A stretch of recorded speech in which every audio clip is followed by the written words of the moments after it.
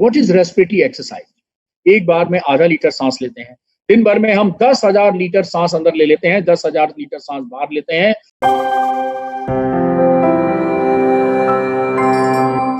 हमारे यहाँ जो हमारी इंडियन हेरिटेज में जो प्राणायाम कहा गया है वही तो लंग की एक्सरसाइज है। वो हिंदी में है और ये अंग्रेजी में है और कोई अंतर नहीं है। प्राणायाम का मतलब है प्राणों का आयाम, means extension of breathing. English में यही कहेंगे हम प्राणायाम को, it is the extension of breathing. एक बार में आधा लीटर सांस लेते हैं। दिन भर में हम 10,000 लीटर सांस अंदर ले लेते हैं, 10,000 लीटर सांस बाहर लेते हैं और 10,000 लीटर का ब्लड सर्कुलेशन होता है। यही लंग का मेन फंक्शन है, वेंटिलेशन एंड परफ्यूजन। और उसका नेट रिजल्ट क्या होता है? This ventilation of 10,000 of air releases 350 liters of oxygen inside the body।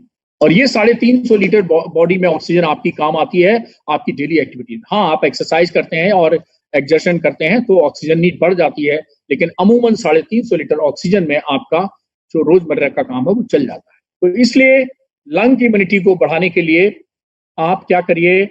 आप प्राणायाम करिए।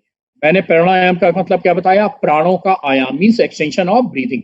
अब हम नॉर्मली जब ब्रीथ करते हैं तो 500 ml यानी आधा लीटर सांस अंदर जाती है और आधा लीटर बाहर आती है। और हम ऐसे सांस फेफड़ा फैलता है, ऐसे सिकुड़ता है, फिर सांस ली फेफड़ा फैला, सांस छोड़ी फेफड़ा सिकुड़ा, सांस ली फेफड़ा फैला, सांस ली फेफड़ा सिकुड़ा।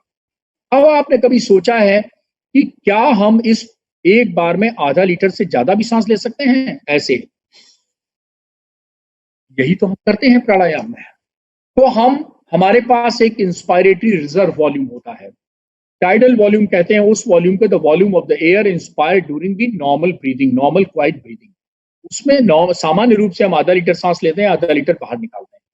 और जब हम गहरी सांस लेते हैं तो ये आधा लीटर नहीं होती है बल्कि 4 गुना बढ़ जाती है।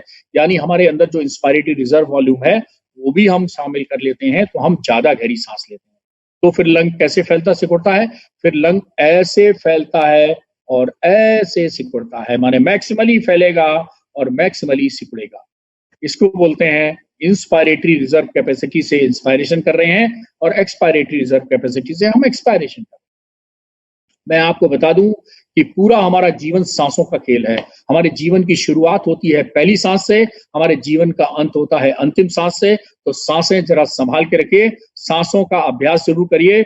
और भगवान का मैं कोटि कोटि धन्यवाद देता हूं कि मुझे सांसों का चिकित्सक बनाया है आप सबकी सेवा करने के लिए। इस प्राणायाम की प्रोसेस में क्या होता है कि नॉर्मली हमारे 1/3 alveoli they remain collapse, they are not participating in the process of gaseous action. ये जो वेंटिलेशन है हमारी जो गैस एक्सचेंज होता है इसमें 1/3 नॉर्मली पार्टिसिपेट ही नहीं करते, सुसुप्ता अवस्था में बने रहते हैं, हाइबरनेशन में बने रहते हैं। तो आप सोचिए कि जैसे नॉर्मली आप चलते हैं लेकिन आप दौड़ भी सकते हैं, लेकिन दौड़ तो नहीं रहे हैं, तो आपके अंदर कैपेसिटी है कि आप 1 किलोमीटर को आप जल्दी तय कर सकते हैं, लेकिन वॉक करते हैं तो थोड़ा देर लगती है।